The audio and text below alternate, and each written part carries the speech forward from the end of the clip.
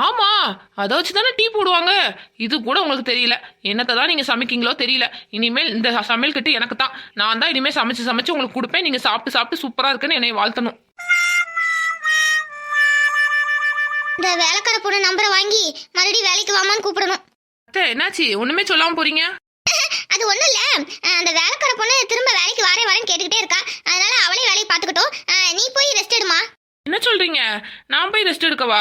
வேண்டாம் வேண்டாம், இனிமே கிச்சன் எனக்கு தான். உன்னை கிச்சனுக்குள்ள விட்டு அவ்வளவுதான், எங்க சொல்லியெல்லாம் முடிஞ்சிடும். அந்த வேலைக்கார பொண்ணு பாவம் போல இருந்து கேட்டுக்கிட்டே இருக்கா. நான் சமையல் வேலைக்கு வரேமான்னு. அவளுக்கு என்னமோ செலவுக்கு பத்தலையா. சரி வரட்டும் சொல்லி நான் தான் வான்னு கூப்பிட்டேன். நீ வேணா போய் ரெஸ்ட் எடுமா, அவளே எல்லா வேலையும் பாத்துருவா. ஓ அப்படியா? சரி சரி, வேலைக்கார பொண்ணு வர வாரேன்ட்டாலோ.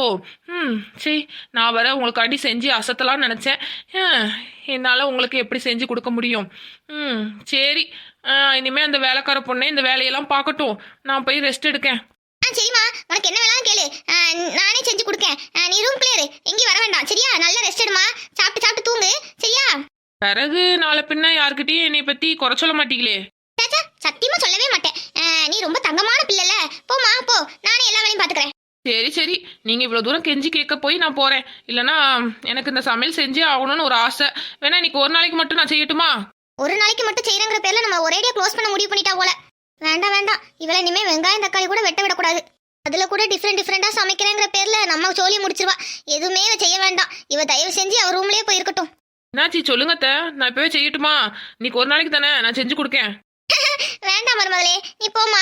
உனக்கே பாவம் ரொம்ப டயர்டா இருக்கும். போமா, நீ போய் ரெஸ்ட் எடு, நானே பாத்துக்கிறேன். இன்னைக்கு ஒரு நாளைக்கு தானே, இந்த வேலையெல்லாம் நானே பாத்துறேன். நீ போ. ஓ சரிங்க அத்தை, நீங்கள் இவ்வளோ தூரம் சொல்கிறனால போயிட்டு வரேன். அப்புறம் என் ஃப்ரெண்டு வர அவள் வீட்டுக்கு வான்னு கூப்பிட்டுட்டே இருக்கா. கொஞ்ச நேரம் என் ஃப்ரெண்டு வீட்டுக்கு போயிட்டு வரேன். ஃப்ரெண்ட் வீட்டுக்கு போறியா? அதெல்லாம் எங்கேயும் போகக்கூடாது. எங்கேயும் போகக்கூடாதா? எனக்கு ஏதாவது செய்யாமல் இருக்க முடியல, ஏதாவது செய்யணும் போல இருக்கு. கொடுங்க, அப்போ நான் சமையல் பண்ணுறேன். ஐயோ வேண்டாமா, நானே பாத்துக்கிறேன். உன் ஃப்ரெண்ட் வீட்டுக்கு தானே, போமா. போயிட்டு எப்பனாலும் வா. அந்த பயம் இருக்கணும். இவளை நம்ம ஆட்டி வைக்கலான்னு பார்த்தா இவன் நம்மளால ஆட்டி வச்சுட்டாளேரா.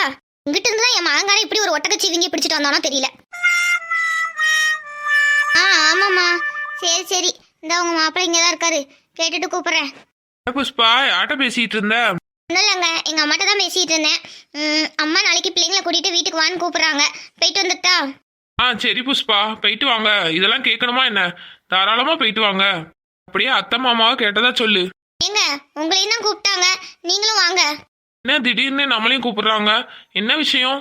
எல்லாம் நம்ம சௌமியாவை பத்தி தான். சௌமியா பத்தியா? சௌமியா பத்தி என்ன விஷயம்? ஏங்க, கொஞ்ச நேரம் நான் பேசுறத கவனிங்க. எப்ப பார்த்தாலும் போனை பார்த்துக்கிட்டே இருக்கீங்க. கொஞ்ச நேரம் போனை ஆஃப் பண்ணி வைங்க. ஒரு முக்கியமான ஆபீஸ் ஒர்க்கு, அதை முடிச்சுக்கிறேனே. அப்புறமா பார்க்கலாம், போன் எடுத்து ஓரமா வைங்க. சரி, இப்ப சொல்லு, என்ன விஷயம்? ஒன்றும் இல்லைங்க, எங்க அம்மா சொன்னாங்க, எங்களோட அண்ணன் இருக்கான்ல, அண்ணன் பையன், அவனுக்கு நம்ம சௌமியாவை பொண்ணு கேட்கலாமான்னு கேட்குறாங்க. உங்களுக்கு சம்மதமாங்க?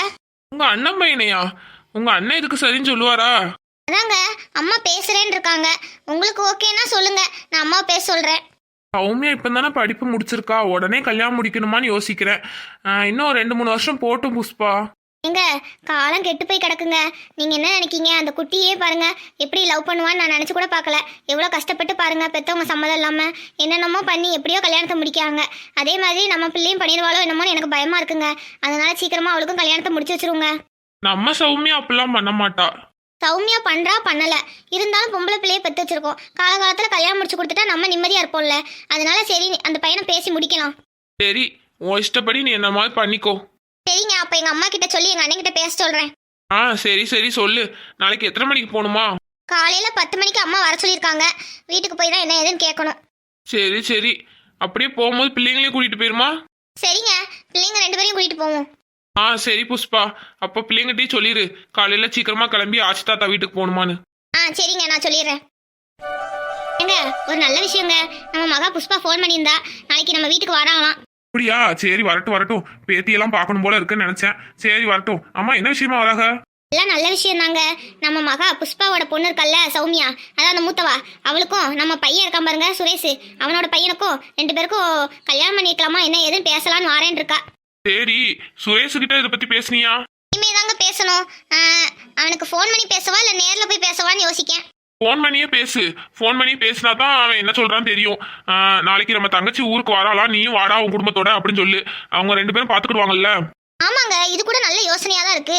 நம்ம பேசி முடிவு பண்றதை விட பிள்ளைங்க 2 பேரும் பேசி முடிவு பண்ணிக்கிட்டா நல்லா இருக்கும்ல. சரி சரி, அப்ப நான் நம்ம பையனையும் இங்க வர சொல்றேன். சரி சரி.